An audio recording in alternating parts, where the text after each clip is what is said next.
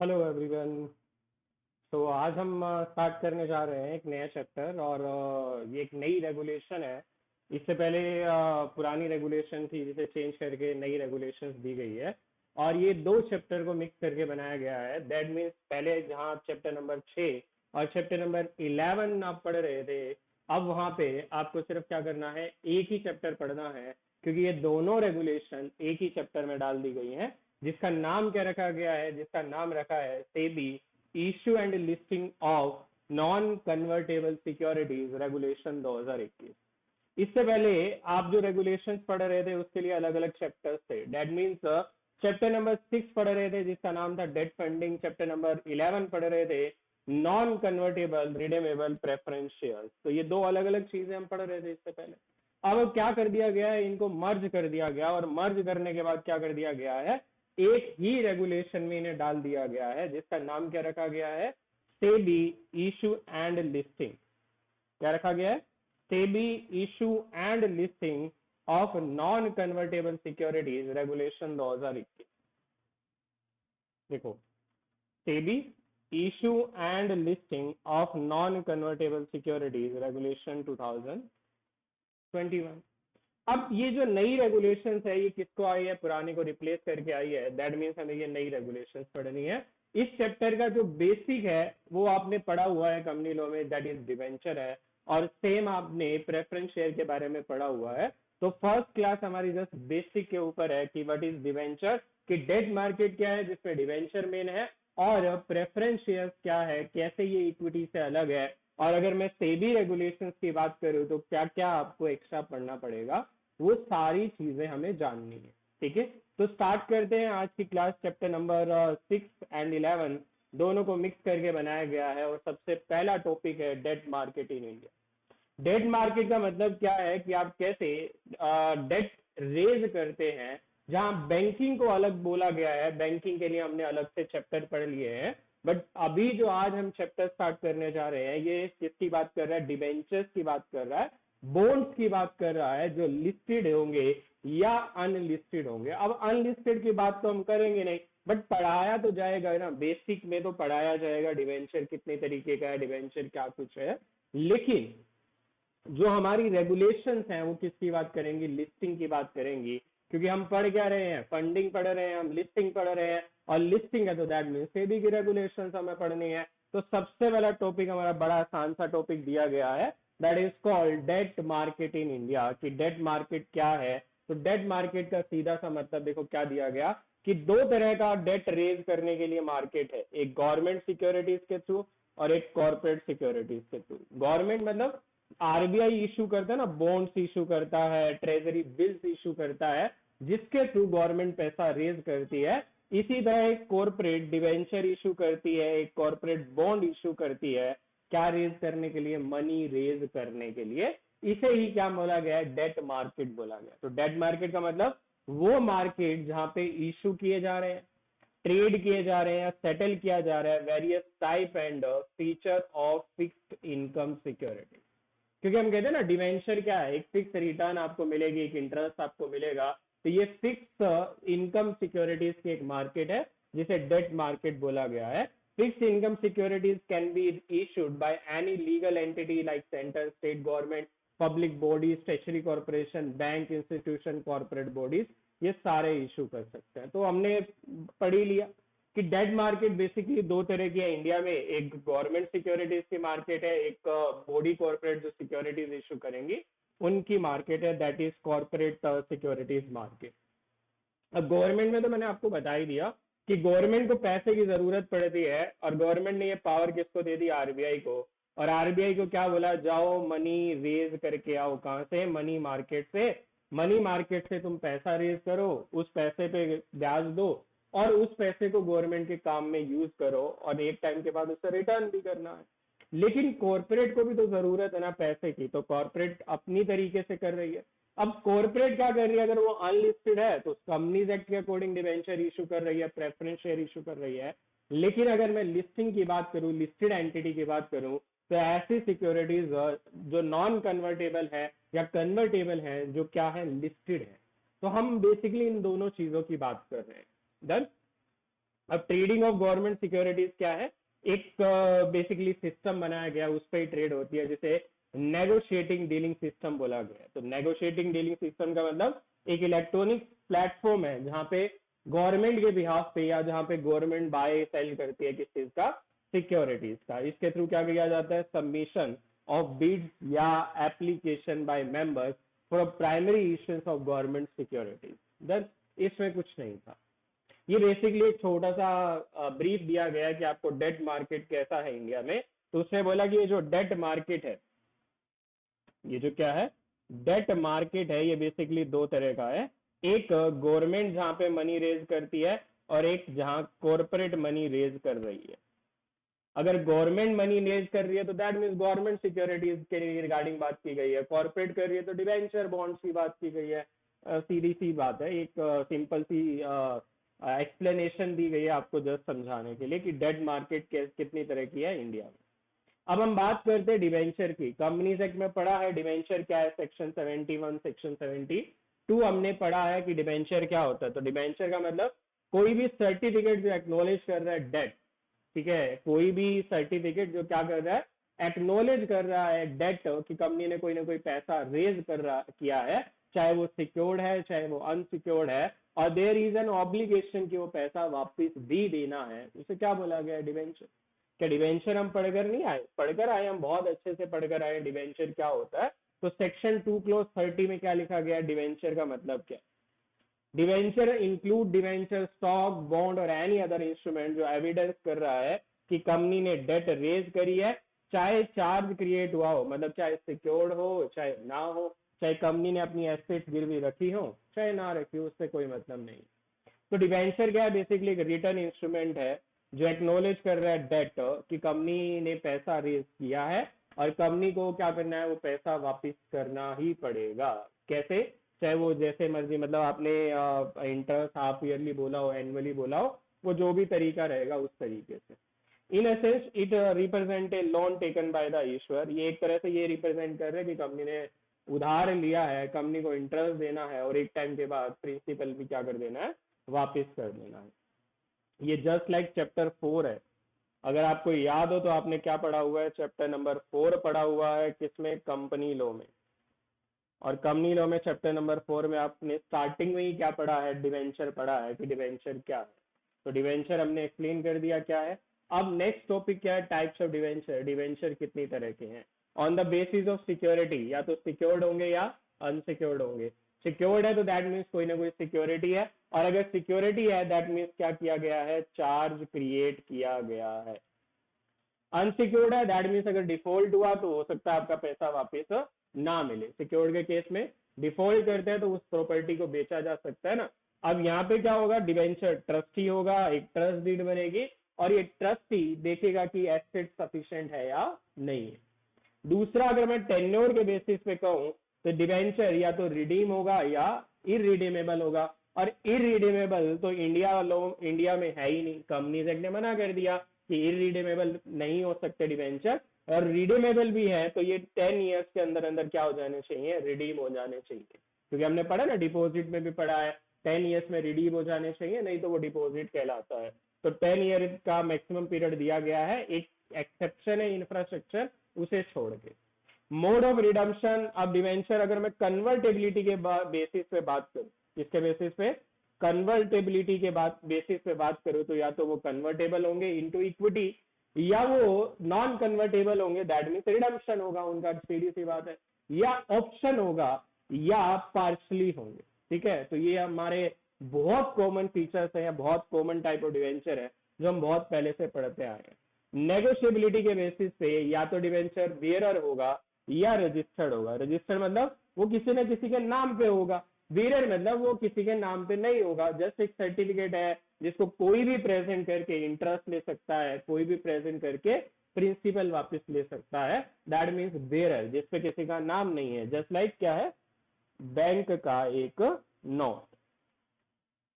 और रजिस्टर्ड का मतलब क्या है, जो रजिस्टर्ड, रजिस्टर्ड का मतलब जिसपे किसी का ना किसी का नाम लिखा हुआ है और उसी पर्सन को पैसा वापस दिया जाएगा।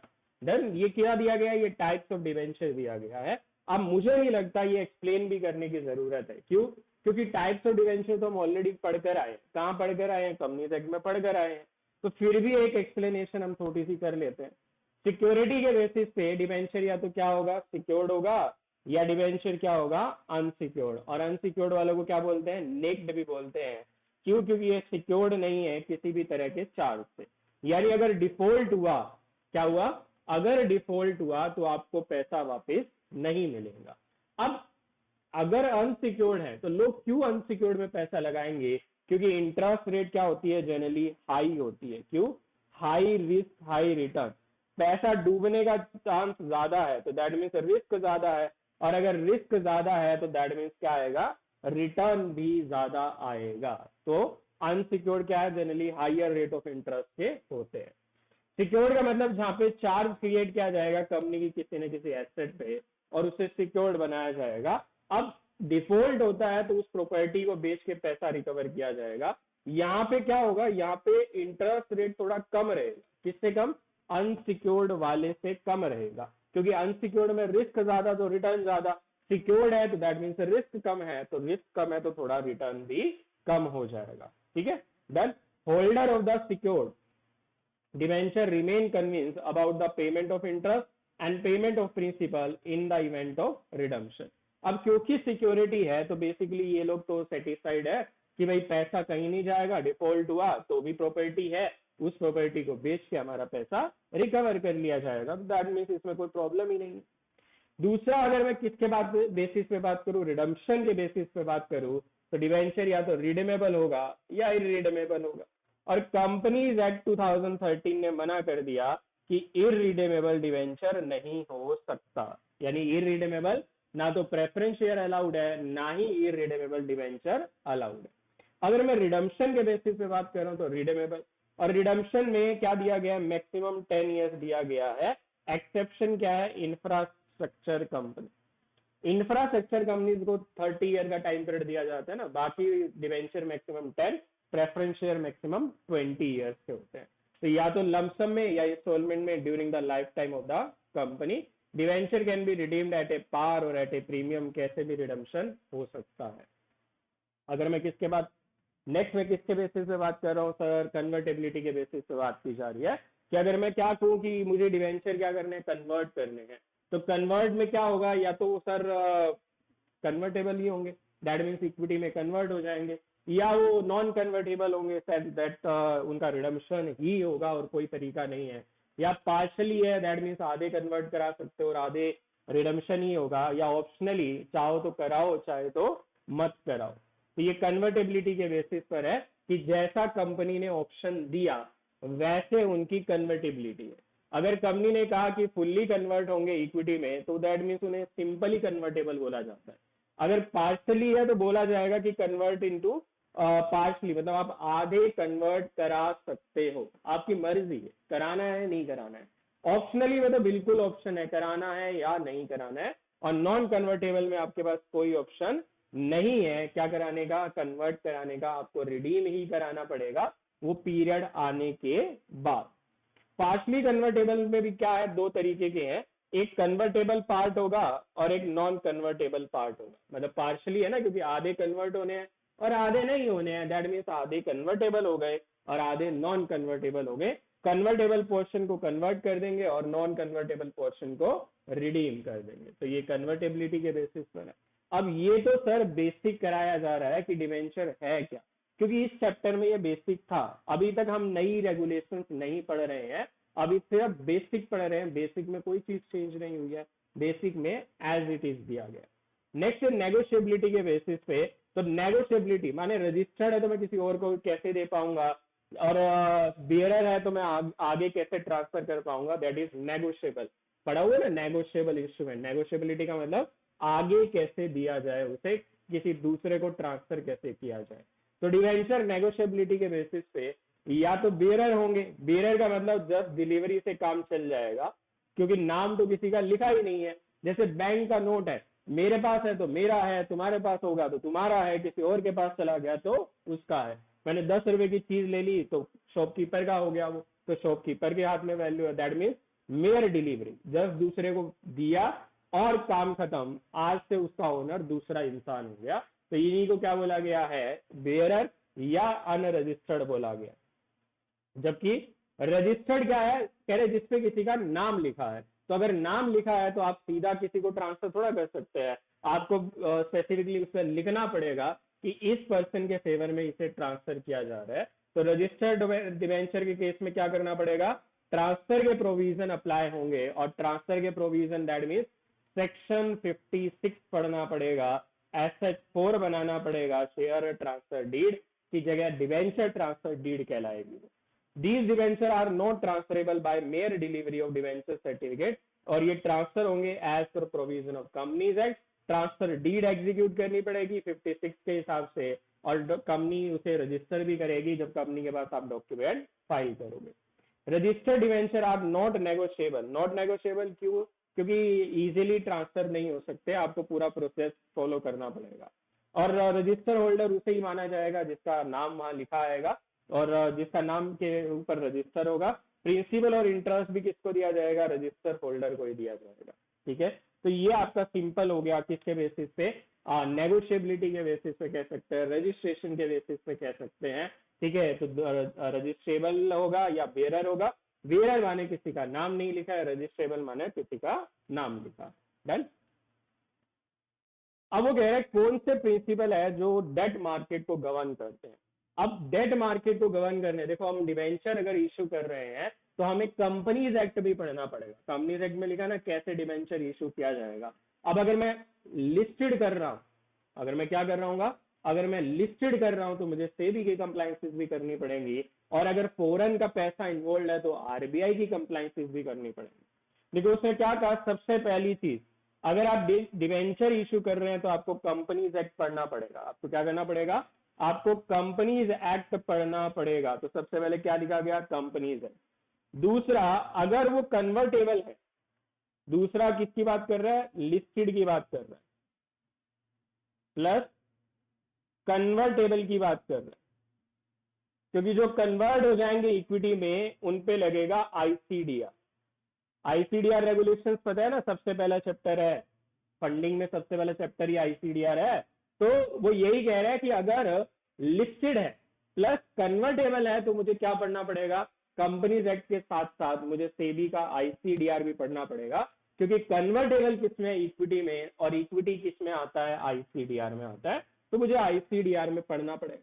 ठीक है, तो अब ध्यान रखना, अगर डिवेंचर कन्वर्टेबल है तो आईसीडीआर पढ़ना है, और अगर डिवेंचर नॉन कन्वर्टेबल है, अगर क्या है, नॉन कन्वर्टेबल है और मुझे इनकी लिस्टिंग करानी है, तो पहले हम पढ़ते थे 2008 की रेगुलेशन, ये थी अर्लियर। इससे पहले हम क्या पढ़ते थे, 2008। नाउ अब हम क्या पढ़ रहे हैं, न्यू रेगुलेशन, जिसका नाम क्या है, SEBI issue and listing of NCS, non convertible security regulation 2021। नाम चेंज कर दिया गया, या नहीं ये कहूं पुरानी को चेंज करके नई रेगुलेशंस लेकर आए। देखो मैं क्या कह रहा हूं, अगर कन्वर्टेबल है दैट मीन्स इक्विटी में कन्वर्ट होंगे, और अगर कन्वर्टेबल है तो आईसीडीआर में दिया गया है, इसके लिए आईसीडीआर पढ़ना पड़ेगा। और अगर नॉन कन्वर्टेबल है तो नॉन कन्वर्टेबल की नई वाली रेगुलेशंस पढ़नी पड़ेगी। क्लियर है ये बात। फिर वो कह रहा है कि क्योंकि कंपनी लिस्टेड होने, लिस्ट होंगे, आफ्टर लिस्टिंग एलओडीआर की कंप्लायंसेस तो मस्ट है ना, कि अगर आपको लिस्टेड रहना है तो एलओडीआर की कंप्लायंसेस तो करनी पड़ेंगी। लास्ट क्या दिया गया, आरबीआई की गाइडलाइन। लास्ट क्या दिया गया, आरबीआई की गाइडलाइन। ठीक है, एक मिनट बस।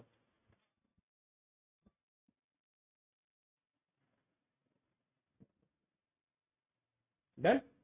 तो ये क्या कह रहा है, अगर हम डेट सिक्योरिटीज इश्यू कर रहे हैं तो हमें किन किन चीजों का ध्यान रखना। अगर हम डेट सिक्योरिटीज इश्यू कर रहे हैं तो कंपनीज एक्ट तो आएगा ही आएगा, चाहे लिस्टेड की बात करो, चाहे अनलिस्टेड की बात करो, चाहे कन्वर्टेबल की बात करो, चाहे नॉन कन्वर्टेबल सिक्योरिटीज की बात करो, कंपनीज एक्ट तो आएगा ही आएगा। अब अगर कन्वर्टेबल है तो आईसीडीआर, नॉन कन्वर्टेबल है तो एनसीएस रेगुलेशन, शॉर्ट में क्या बोला है, एनसीएस, रेगुलेशन 2021।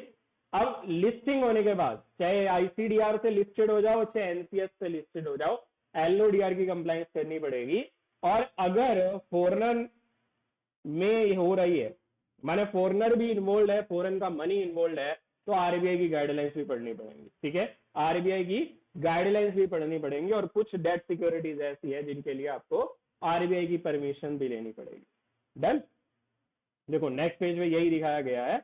अगर हम सिक्योरिटीज इश्यू कर रहे हैं, कैसी सिक्योरिटीज? कन्वर्टेबल सिक्योरिटीज, तो आईसीडीआर पढ़ना पड़ेगा। अगर हम नॉन कन्वर्टेबल पढ़ रहे हैं तो एनसीएस रेगुलेशन 2021 जो अभी नई रेगुलेशंस आई हैं वो पढ़नी पड़ेगी। अगर कोई ईश्वर इश्यू कर रहे हैं सिक्योरिटीज, कैसी? कन्वर्टेबल सिक्योरिटीज, ये हम लिस्टिंग की बात कर रहे हैं, लिस्टेड एंटिटी की बात कर रहे हैं, या वो एंटिटी जो लिस्ट कराना चाहती है अपनी डेट सिक्योरिटीज को, तो अगर वो कन्वर्टेबल सिक्योरिटीज कर रहा है तो आईसीडीआर, और अगर नॉन कन्वर्टेबल कर रहा है तो नॉन कन्वर्टेबल सिक्योरिटीज की रेगुलेशन जो नई आई है 2021 वो फॉलो करनी पड़ेगी। ठीक है, यही रेगुलेशंस हैं जो हमें नई वाली पढ़नी है। तो यहाँ देखो क्या दिया गया है, सबसे पहले कंपनीज एक्ट दिया गया। तो अगर मैं बात करूं किस चीज की, अगर मुझे डेट सिक्योरिटीज इश्यू करनी है तो डिवेंचर अगर मुझे इश्यू करना है तो सेक्शन 71 पढ़ना पड़ेगा, प्लस क्या पढ़ने पड़ेंगे? Share capital and debenture rules भी पढ़ने पड़ेंगे। तो rule 18 of companies, share capital and debenture rule. दूसरा, अगर मैं कन्वर्टेबल की बात करूं, अगर मैं क्या कर रहा हूं? कन्वर्टेबल की बात करूं, मैंने पहले ही कहा अगर हम कन्वर्टेबल पोर्शन की बात करेंगे तो आईसीडीआर पढ़ना पड़ेगा। क्या पढ़ना पड़ेगा? आईसीडीआर पढ़ना पड़ेगा। और अगर मैं नॉन कन्वर्टेबल की बात करूं तो मुझे नई रेगुलेशन जिसका नाम क्या है? SEBI issue and listing of non convertible securities regulation 2021 पढ़ना पड़ेगा। फिर क्योंकि लिस्टिंग होने के बाद एलओडीआर की कंप्लायंसेस भी करनी है, तो एलओडीआर के चैप्टर बने हैं इसी चीज के ऊपर कि नॉन कन्वर्टेबल सिक्योरिटीज अगर लिस्टेड हो जाए या कन्वर्टेबल सिक्योरिटीज इशू लिस्टेड हो जाए तो एलओडीआर का कौन सा चैप्टर लगेगा वो बताया गया है। आरबीआई की गाइडलाइंस कहाँ आएंगी? जहां पे आप परपेचुअल वाला कर रहे हो, जहां पे आप क्या कर रहे हो? Perpetual non convertible. ये पढ़ेंगे अभी क्या होता है परपेचुअल नॉन कन्वर्टेबल, या इनोवेटिव परपेचुअल डेट इंस्ट्रूमेंट कर रहे हो, या कमर्शियल पेपर कर रहे हो, क्योंकि ये आरबीआई के अंडर आते हैं तो आरबीआई की गाइडलाइंस फुलफिल करनी पड़ती है। डन। तो इश्यू ऑफ सिक्योरिटीज हो गए। अब आईसीडीआर में देखो क्या दिया गया, एक छोटा सा टॉपिक पढ़ाया गया है कि अगर मैं कन्वर्टेबल सिक्योरिटीज इशू कर रहा हूं तो आईसीडीआर की रेगुलेशन एप्लीकेबल है। तो आईसीडीआर इस चीज के ऊपर क्या कहता है, आईसीडीआर ने क्या रिक्वायरमेंट बताई है? अब ये पूछा भी जा सकता है ना कि अगर कन्वर्टेबल सिक्योरिटीज को लिस्टेड किया जा रहा है तो कौन कौन सी रेगुलेशंस का कंप्लायंस करना पड़ेगा, या कौन कौन से रेगुलेशंस एप्लीकेबल हैं, क्या रेगुलेशंस में क्या क्राइटेरिया दिया गया है। तो अगर हम इश्यू कर रहे हैं, अगर एक ईश्वर है, अगर एक ईश्वर है और ये इश्यू कर रहा है, यानी ये लिस्ट कराना चाहता है किस चीज को? कन्वर्टेबल सिक्योरिटीज, या अनलिस्टेड सिक्योरिटीज है कन्वर्टेबल जो कल को लिस्टेड सिक्योरिटीज में यानी लिस्टेड शेयर्स में कन्वर्ट हो जाएगी, तो आईसीडीआर तो पढ़ना ही पड़ेगा।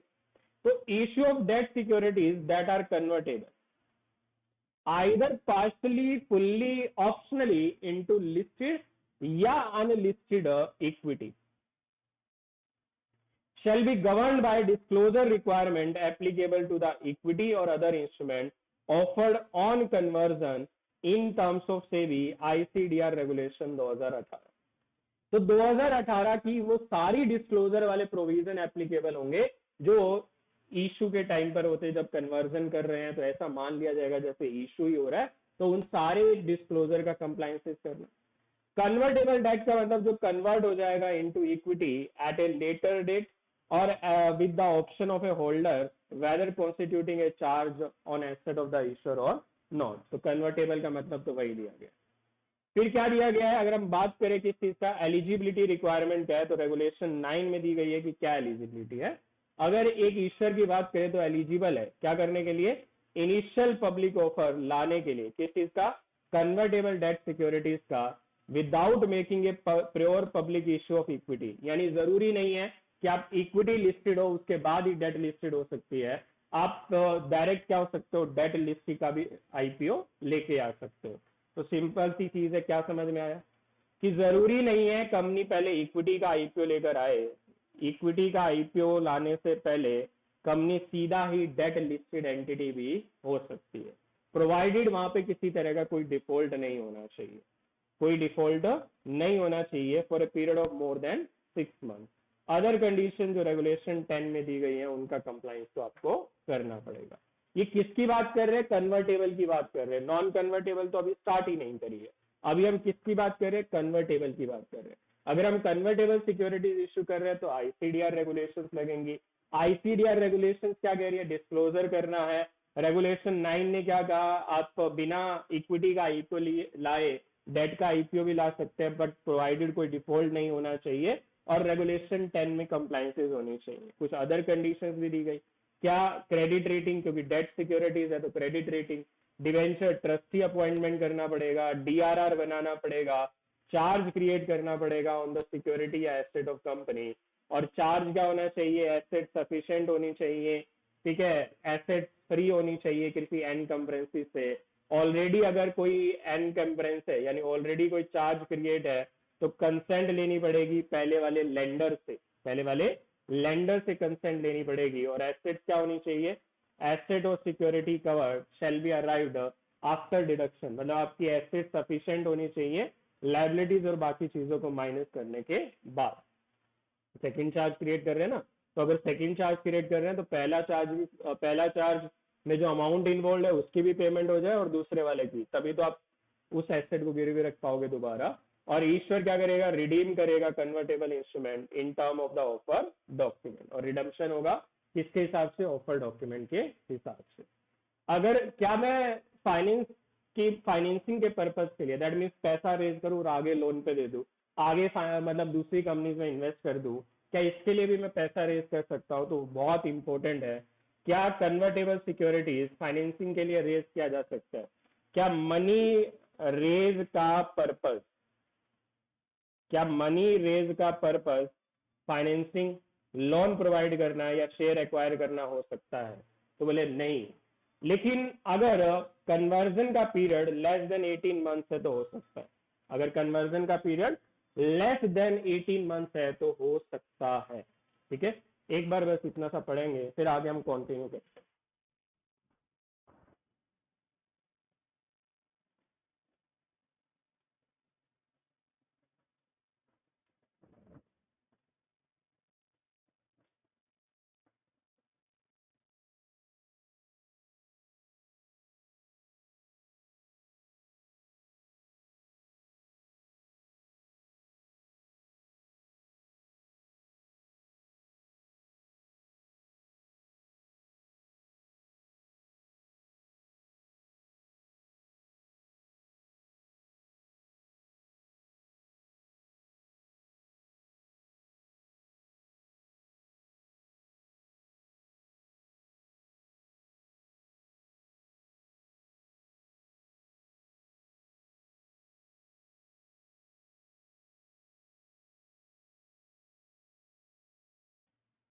ठीक है, तो ये हमारा एक टॉपिक हो गया कि अगर डिबेंचर हम इशू कर रहे हैं और कैसे डिबेंचर कन्वर्टेबल, तो हमें आईसीडीआर की रेगुलेशन का कंप्लायंसेस करना पड़ेगा।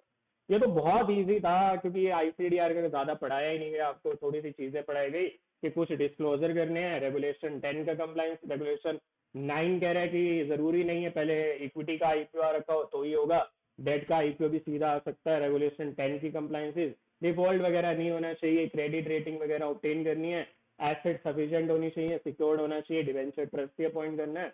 बहुत सिंपल सा टॉपिक दिया गया। क्या फाइनेंसिंग के पर्पज के लिए है? हो सकता है, बोले नहीं हो सकता।